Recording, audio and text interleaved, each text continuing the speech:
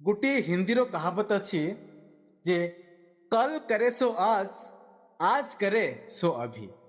दर्शक बंधु, जड़े व्यक्ति थिले जे कि प्रत्येक कार्य कहते आज नुह काली करदेवी। आउ तांकर से काली शब्दटी तांकर एते बड़ शत्रु पलटि जीव से स्वप्न सुधा भावी नथिले। प्रतिदिन नुआ नुआ स्वप्न देखुथिले।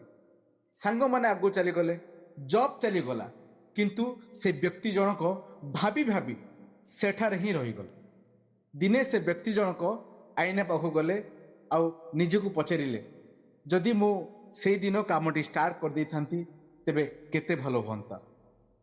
किंतु दुखर विषय सेते बेलकु बहुत लेट हो सारा। दर्शक बंधु, ए समय आउ जीवन भाबुथिबा लोकंक पई नुह, करुथिबा लोकंक पई होइथाय। तेणु ए कथाटी मने रखंतु जे काली शब्दटी संपूर्ण मिछ।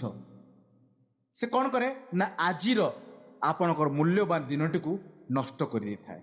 तेणु काली करिया बदल रे आज करंतु, आउ आज करिया बदल रे एबे ही स्टार्ट करंतु। देखिबे आपणक जीवन रे एते परिवर्तन आसीबो आपण कल्पना मध्य करि नथिबे।